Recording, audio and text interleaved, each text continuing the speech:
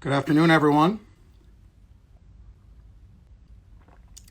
We got a good one today. The legendary Deepak Chopra is going to be joining us. Super pumped to talk to him. Hey Hello. Deepak, how you doing? Hi, Ricardo. How are you? Very happy to I'm be with you. fantastic. Listen, it's truly an honor to have you on here. I'm going to do a brief introduction just while everyone's logging on. Um, we are talking to the man who needs no introduction, but I'll go ahead and do it anyway. Dr. Deepak Chopra, who's a good friend and colleague. For those of you who may not know, Dr. Chopra is a world-renowned integrative medicine expert and New Age movement advocate, founder of the Chopra Foundation and the Chopra Global, as well as professor of family medicine and public health at UCSD, and senior scientist at the Gallup Organization. He is the author of over 90 books translated into over 43 languages, including numerous New York Times bestsellers. For the last 30 years, Chopra has been at the forefront of the meditation and personal transformation revolution. As background, Time magazine has described him as one of the top 100 heroes and icons of the century. Larry King has described his work as some of the most important of the decade. The Wall Street Journal has declared his books as must-reads for your career. His books have been awarded numerous prestigious awards, including the Nautilus Award and the Quill Award. And two of his books have been recognized on the Books of the Century bestseller list. He is a columnist for the San Francisco Chronicle and contributes regularly to Oprah.com, Intent.com, and the Huffington Post. He has been recognized as one of the 100 most influential people in health and fitness, as well as number 17 most influential thinker in the world, and number 1 in medicine. Truly amazing. As background, he is board certified in internal medicine, endocrinology, and metabolism.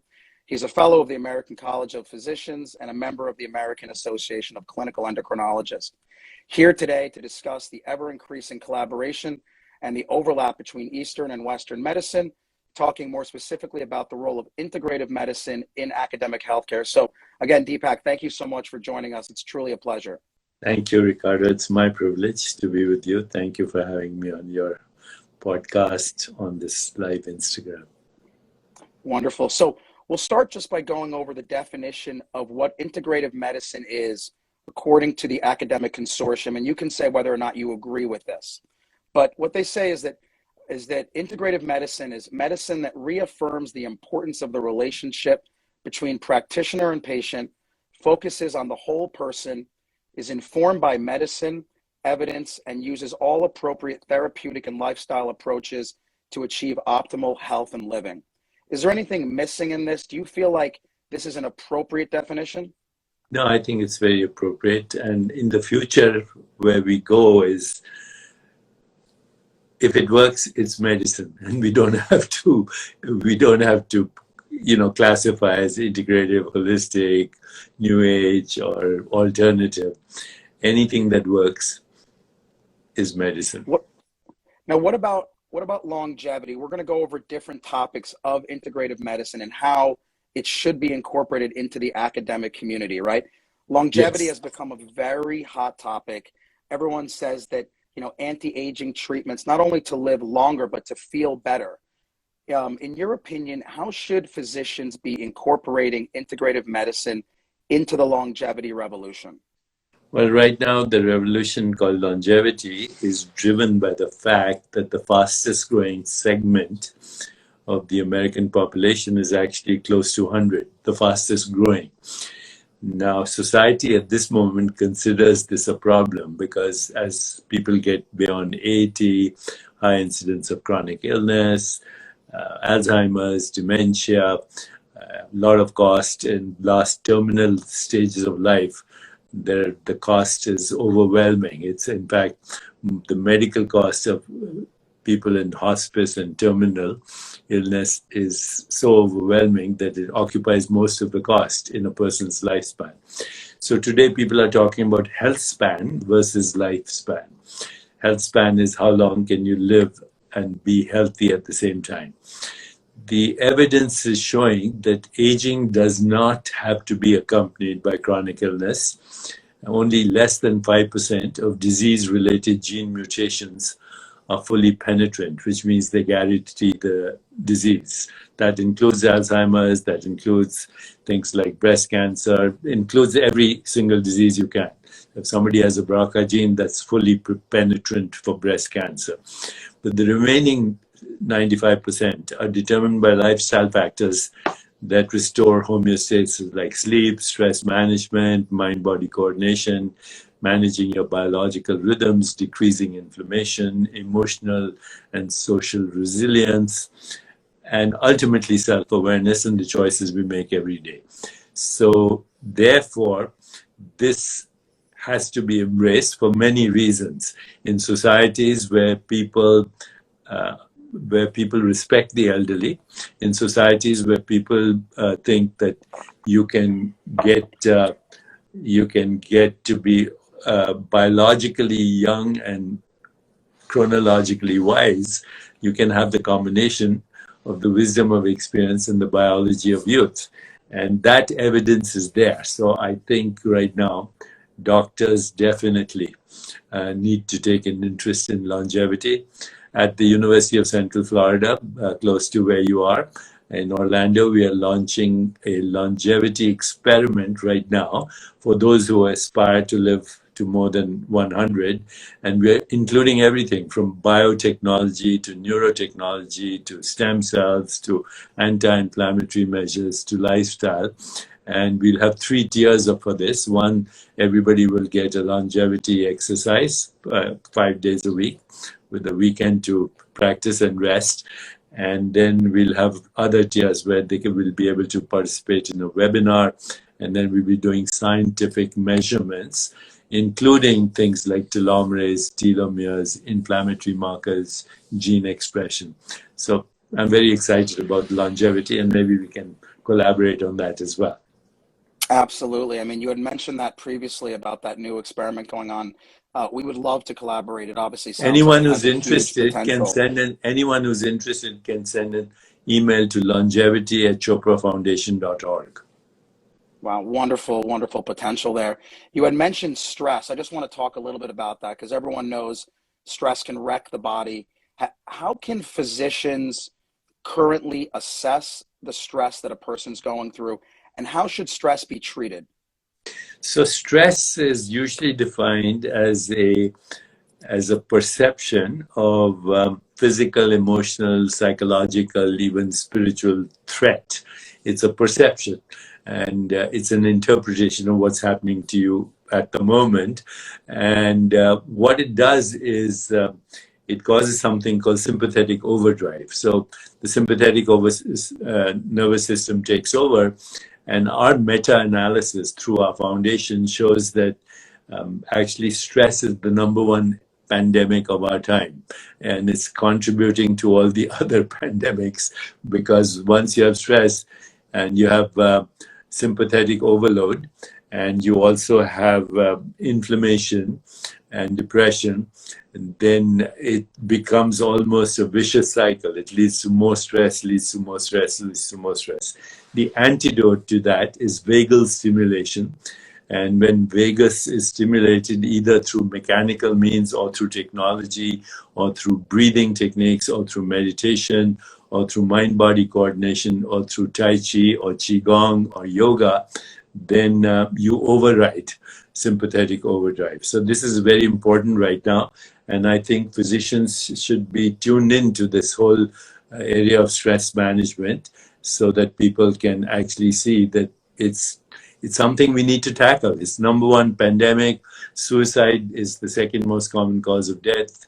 In teenagers, every 40 seconds, somebody in the world is committing or dying from suicide.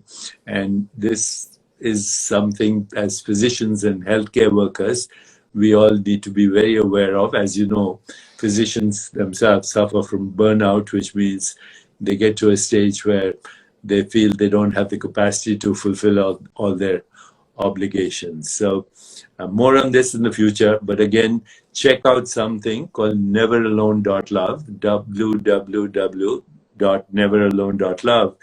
And we have a program there for stress management, also for helping people with depression, using an emotional AI named Peewee, who was the sister of our co-founder at Never Alone, actor Gabriella Wright.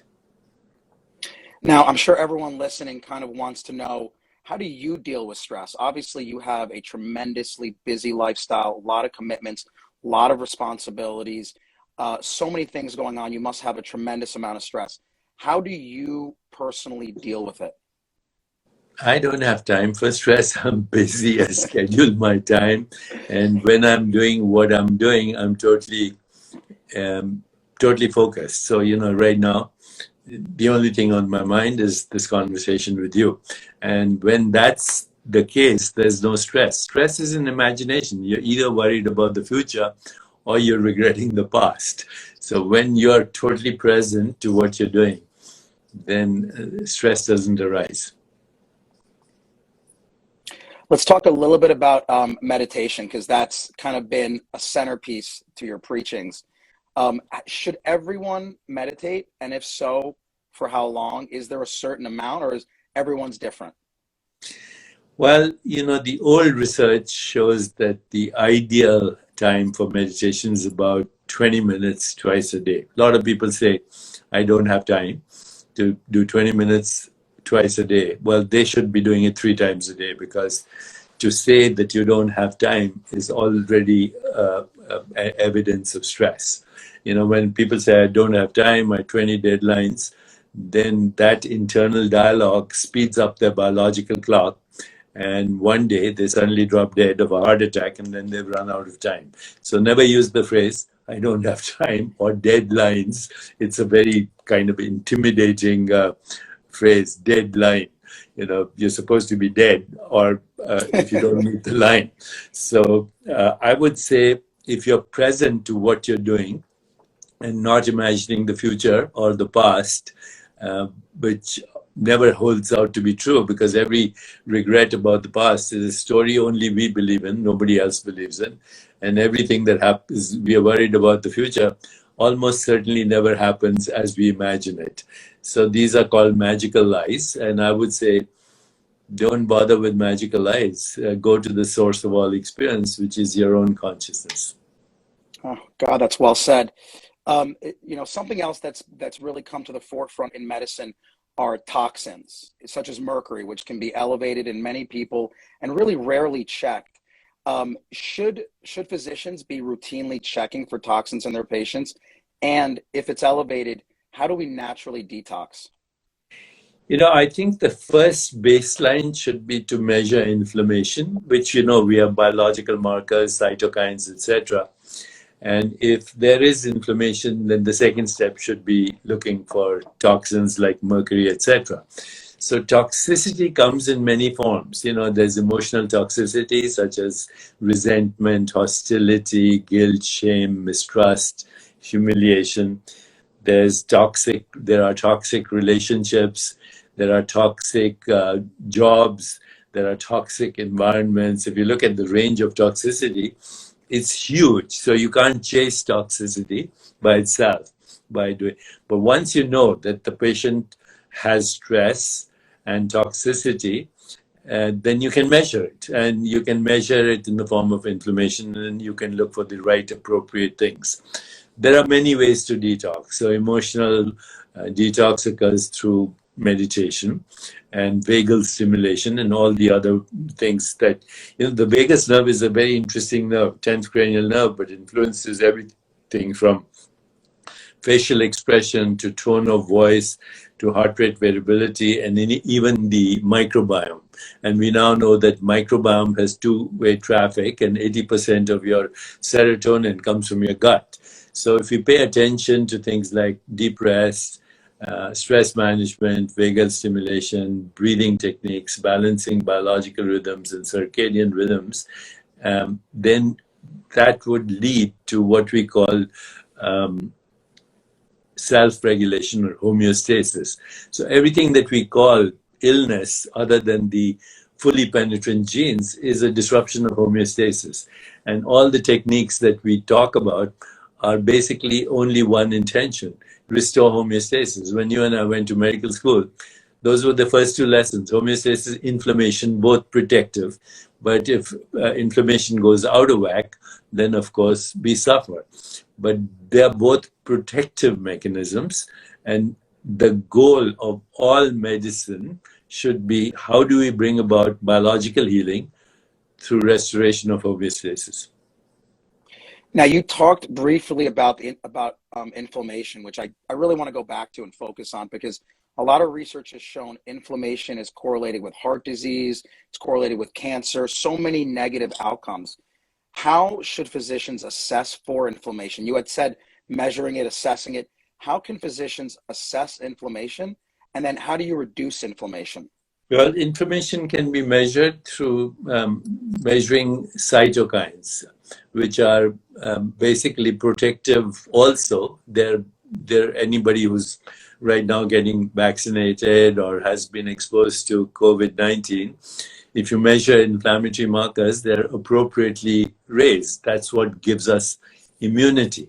But our meta-analysis shows that low-grade inflammation, low-grade depression, and low-grade anxiety precede chronic illness by many years. And sometimes the low-grade inflammation it doesn't have any symptoms except what people call free-floating anxiety, and they think it's normal.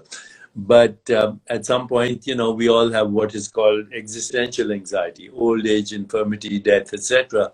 So I think everybody should be screened for low-grade inflammation or inflammation. When you have an inflammatory storm, it's very obvious.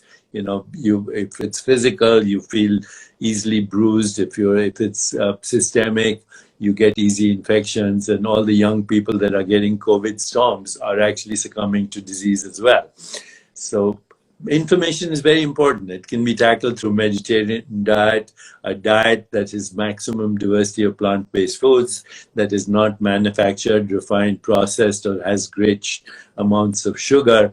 And then, of course, I go back to deep breathing, and there's something called the polyvagal theory. So everybody who's listening to this conversation, check out the polyvagal theory, and you learn a lot about it, and you learn a lot of ways to tackle inflammation, which is more than diet, breathing, mind-body coordination, and the things I've mentioned. Now, you mentioned diet, and I just want to go back to that because it's so important, right? Diet is the fuel for the body. But out there's so much fake news, so many fad diets, hard to know what to believe and what is the best diet. In your opinion, what type of diet should physicians be advocating for their patients? And does diet change over time, over age, when you're 20 versus 50 versus 80? Well, the amount of food that you should eat decreases as we age. On diet, there are three principles that I can say that everybody agrees that are not fads. One is a Mediterranean diet, which is very high in prebiotics. You can take all the probiotics in the world, but the probiotics give you a few billion, a few trillion bacteria that are healthy. That doesn't do much. Prebiotics are high fiber foods that are present in the Mediterranean diet, that are also present in an Ayurvedic diet. And one rule that should always be there is food that is not manufactured, refined, processed, or comes from a factory. So right now, if you eat meat and the meat comes from a factory, it will contain antibiotics, inflammatory products, hormones, and all kinds of junk. It's basically putting Agent Orange into your body and hoping that it'll help you. So don't, if you eat meat, get it from organic sources and, any kind of protein. And now there are new proteins that are being created, like Beyond Meat and many others, where people just rearrange the nucleotides in DNA molecule, and you can get about any kind of protein and the right flavor just from plants. So this is going to be a very huge revolution anyway, but short, follow a Mediterranean diet or an Ayurvedic diet with maximum diversity of plant-based foods. And if you eat meat, don't buy it from a factory, farm to table. That is great to hear. And those principles really are just true over time. So whether you're 20 or 50 or 80, it's the same principles, which is good to hear, because out there's so much fake news, so many fad diets, very hard to know what to believe. Let's move on to sleep, which is absolutely vital. Just like inflammation, poor sleep has been shown to lead to heart disease, all types of emotional and physical conditions. What defines quality sleep, and how should physicians assess someone's sleep? Very good question. Sleep now is being touted by my neuroscientist friends as the number one risk factor from premature death from heart disease. The number one risk factor is lack of sleep. Sleep is also the number one risk factor for Alzheimer's. Ideally speaking, you should be sleeping 90 minutes of deep sleep and 90 minutes of dream per night. When we start our nights, initially, most of the sleep is deep sleep. As we get to the morning hours, it's mostly dreams. But it should be, out of 8 hours, 3 hours should be between dream and deep sleep. And there are all kinds of gadgets these days, I'm wearing them, where you can monitor your sleep, and you can reassure yourself that sleep correlates with everything from heart rate variability to inflammation to everything that we think is important for restoration of homeostasis. In Eastern wisdom traditions, sleep and awareness in sleep is also a window to higher consciousness, like soul consciousness, cosmic consciousness, divine consciousness, unity consciousness. So never compromise on your sleep, but also actually make sure that the sleep timing is right. The best timing for sleep is 10 to 6. If you stay up after 10, you'll disrupt your biological rhythms. You'll get inflammation in the body no matter what, because of the way our circadian rhythms function. So if you make that a rule, 10 to 6, and 3 hours is deep sleep and dream sleep, and you start to wind down around, say, 8 o'clock, not using too much, not watching TV or watching, being on the internet all the time. Your room is totally dark and without sound, and your temperature in the room is 68 and not too high, because you need that kind of temperature to go to good sleep. And if you just sit in bed and watch your breath or meditate, if you had a good, fulfilling day, you'll fall asleep automatically. And, sleep is the most rejuvenating. We say, I slept so well, I slept like a baby, because you go as close to pure consciousness in sleep as is humanly possible while we are living, other than samadhi. This is already probably the best way to go close to samadhi or transcend. Yeah, it's great that people are now focusing on sleep. I feel like people focus on exercise and diet, but in the past, people weren't focusing on sleep. And I feel like sleep is just as important, if not more important. So like you said, I'm glad that it's really been focused on. Yes, sir. Let's talk a little bit about mental health, and because you can't really separate the mind from the body. Mental health leads to physical health. How should physicians evaluate emotional health, and how do you maintain someone's emotional health organically? Well, I worked with the Gallup Organization, and they ask simple questions which are very reliable. So on a scale of 1 to 10, how would you rate your emotional health? If you have empathy, compassion, joy, equanimity, on a scale of 1 to 10, if you score 10, 11, 12, then you're thriving. If you say 6 or 7, you're struggling in some area. And if you score less than 5, you're suffering, you probably have a chronic illness. There's no need to distinguish between mental and physical, because they're the same thing. Every event in the mind has a biological correlate, a neural correlate, and a biological correlate. Everything that happens in the body has a mental correlate. So body-mind is one unit, in the same way as space-time is one unit, or mass energy is one unit. And I wouldn't even make a distinction between the two. But having said that, as I mentioned, we have a site called neveralone.love that actually focuses on people's mental well-being and helps them engage with other people and focus on the 4 A's: attention, affection, appreciation, and acceptance, which is what human needs to feel emotionally fulfilled. So we facilitate that at neveralone.love. I mean, that's a great initiative. Wonderfully said.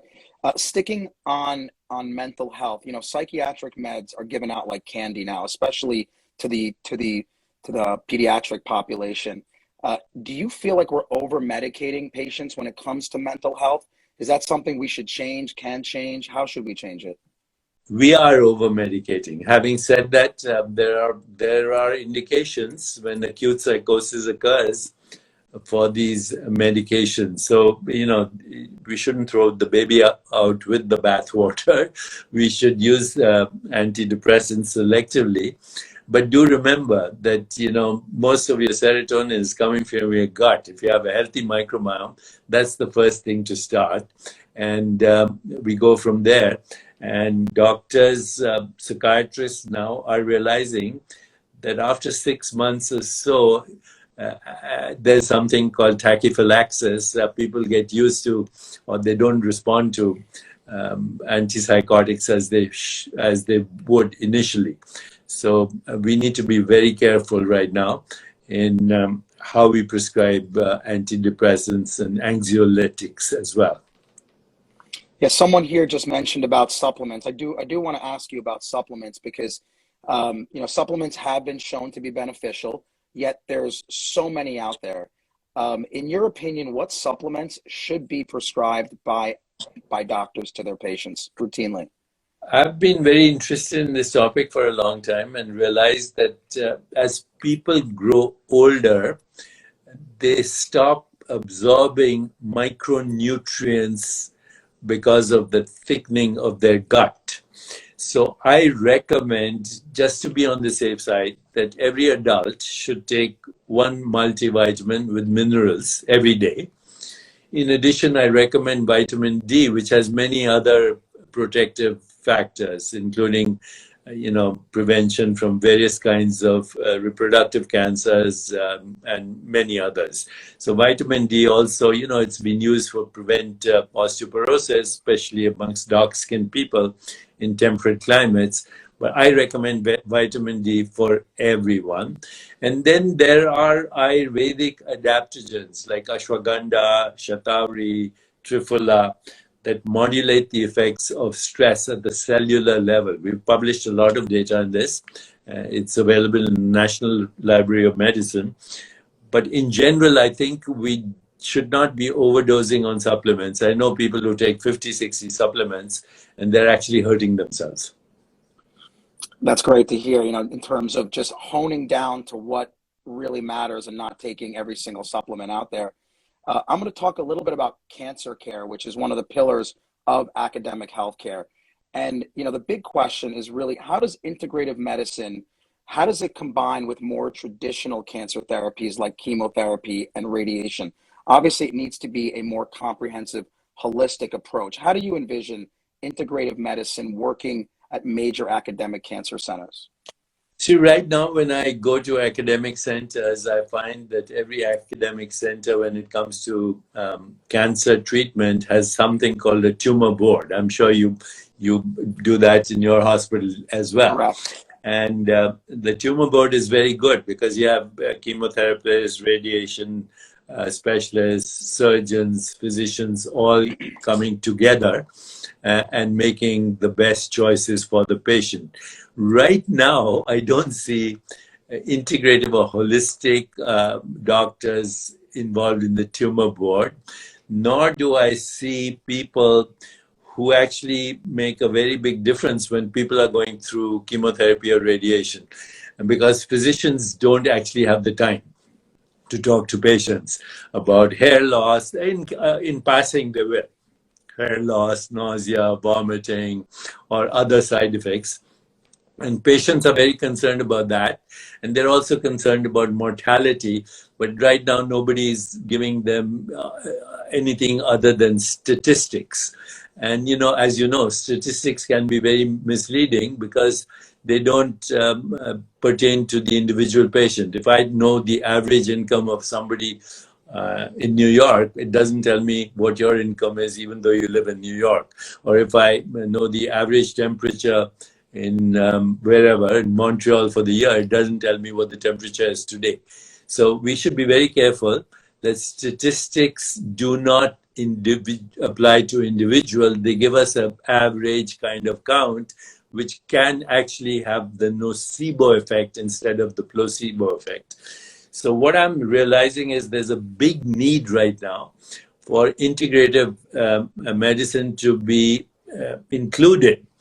I have created an AI version of myself called Digital Deepak.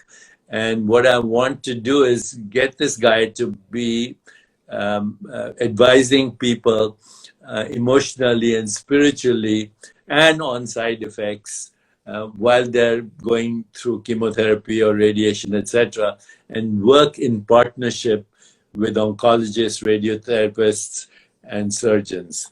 That's an ambition I have, to help patients with cancer, because while chemotherapy and radiation surgery can be very effective in selective cases, they're also frequently overprescribed, as you know. If I go to a baker, he's going to sell me bread. If I go to a chemotherapist, he's going to sell me chemotherapy or radiation, whatever. So the tumor board is a very good innovation in hospitals, because you get everybody's opinion and the patient comes first and not, the specialist. But the tumor board is not enough. We need to include all these other strategies as well. What a great idea. So you're saying that the tumor board should include an integrative medicine specialist. Yes, and that patients at the very least. Yep, and then patients undergoing cancer therapy should not only see a medical oncologist, radiation oncologist, surgeon, what have you, but they should weekly or every other week see an integrative medicine specialist who talks about stress and toxins and sleep and longevity and all the stuff that we've covered during this talk. Correct, Ricardo. That would be wonderful. I don't know how we do it, but we should definitely push that forward. I think it's an amazing idea, for sure. So someone else asked here about CBD and medical marijuana. That's obviously coming more and more to light. It's coming more and more into the mainstream. In your opinion, for what conditions are CBD and medical marijuana useful? And should these be prescribed, more easily by doctors? I've been following the whole literature and the trends around CBD and marijuana, medical marijuana, and also psychedelics. So I see a role for all of them. In selective cases, CBD and marijuana will decrease inflammation. In some cases, will help sleep. But have to be careful that the dose is titrated. It's not so you get a high or whatever. It's not for entertainment purposes. But I see a role for marijuana and cannabis in general and CBD. And then recently I've become very involved in all the research on psychedelics. And it turns out that in selective cases, psychedelics help with inflammatory disorders, with depression, in anxiety, and also in sometimes what we call terminal care. So recently I've been engaging with psychotherapists in hospices and also places where there is deep interest in making people comfortable with death. And there's something that many doctors are aware of and many are not. If you worked in a hospice situation or even in a chronic illness ward, some people will share with you, and my neuroscientist friends confirm this. There's something called terminal lucidity that happens in a few patients. So the patient may have, say, Alzheimer's, or they have a stroke, and sometimes they might even be on a machine, but before death, 5 minutes before or a few seconds before, sometimes days before, they have terminal lucidity, their brainwaves show gamma frequency, which is very highly unusual. And they even supposedly speak to dead relatives and pets. Now, there's a whole nother explanation for that. But I have recently taken one of my agents who was with me for 40 years. She had breast cancer and she was basically terminal, sat with her with the help of a psychotherapist who was also actually an academic researcher at NYU. And we took her through this experience. And I can say she was totally peaceful. So as we look at the future, I think we should be open to all the research that's coming out around psychedelics and medical marijuana and cannabis and anything that helps decrease inflammation, anxiety, chronic illness, and fear of death. You know, speaking about technology, speaking about pushing the boundaries, you know, technology has brought into play stem cells and growth factors. In your opinion, for what conditions should these technologies be used, if at all? Well, definitely stem cells are going to be the future, and embryonic stem cells can be harvested in the future even for organ replacement. But that's not there yet. Stem cells are not there. Growth factors can be very useful, selective cases, but we are not there in recommending growth factors to everyone. I work with stem cell researchers, and I do feel that this is going to be part of the future as we look at multiple ways to help patients. I think the future, Ricardo, for medicine is going to be personalized, predictive, preventable, participatory, process-oriented. And we have the technology. Also, there's a whole new revolution called digital therapeutics, where you can give ultrasound and other low-grade frequencies to the brain instead of pharmaceuticals. You can actually stimulate endogenous release of neuropeptides, whether it's serotonin or dopamine or oxytocin or opiates. Digital therapeutics is coming, so stay tuned for that. So, you know, along those lines, you kind of jumped into my last question. You know, give us your crystal ball as to what the next 5, 10, 20 years of medicine look like. What are some of the major breakthroughs you predict?